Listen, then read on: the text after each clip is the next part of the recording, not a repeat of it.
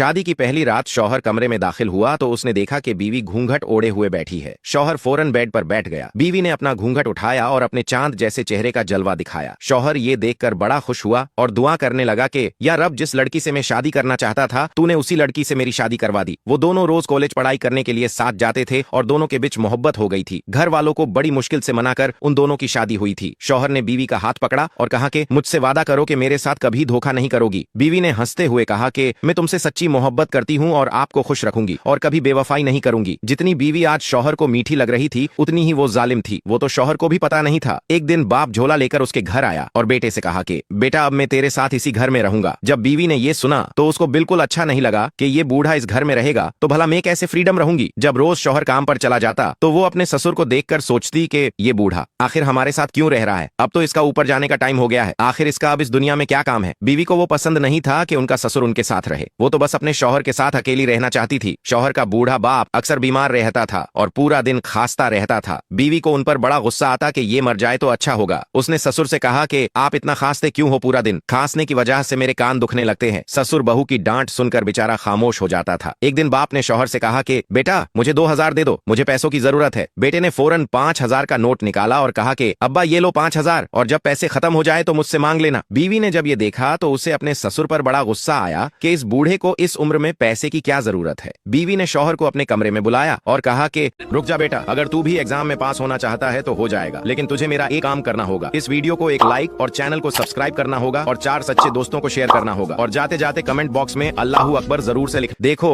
आप इस तरह बाप को पैसे ना दो, वो इधर उधर पैसे खर्च कर देंगे। अब इसको भला इस उम्र में पैसों की क्या ही जरूरत है। शौहर कहता कि इसमें भला क्या प्रॉब्लम है, वो मेरा बाप है, कोई अहरा गहरा थोड़ी ना है। जब शौहर ने ये कहा तो बीवी अपना मुंह बिगाड़कर वहां से चली गई। रात के वक्त जब शौहर कमरे में अपनी बीवी के पास जाता तो बीवी रोज शौहर को अपने बाप के खिलाफ कान भरती थी। शौहर अपनी बीवी को बहुत समझाता पर बीवी शौहर की एक भी बात नहीं मानती थी। वो फौरन शौहर से उल्टा मुंह करके सो जाती थी। शौहर ये देखकर नाराज हो जाता पर अब वो करता तो भला क्या करता। एक दिन शौहर घर पर नहीं था तो उसने देखा कि बाप खाना खाते वक्त खाना नीचे गिरा रहा है। जब बीवी ने ये देखा तो उसे बड़ा गुस्सा आया कि ये बूढ़ा घर को गंदा कर रहा है। वो सोचने लगी कि कुछ भी हो जाए मैं इस बूढ़े का काम तमाम कर देती हूँ ताकि सारी परेशानी खत्म हो जाए। शौहर को अपनी बीवी ज्यादा पसंद थी, इसलिए शौहर भी बीवी को कुछ नहीं कहता था। वो उसकी बातों में हाँ में हाँ मिला देता था। एक दिन बीवी बाजार गई हुई थी तो बाप ने बेटे को कहा कि यहाँ आओ। बाप ने कहा कि मुझे तेरी बीवी ठीक नहीं लग रही है और जब तू घर में नहीं होता तब वो मेरे साथ बदसलूकी करती है। बेटे ने कहा कि अब्बा थोड़ा सब्र करे, थोड़ा बहुत तो चलता रहता है और वो ही तो आपको रोज खाना पीना देती है। एक दिन बीवी ने बाप को मारने का पक्का प्लान बना लिया।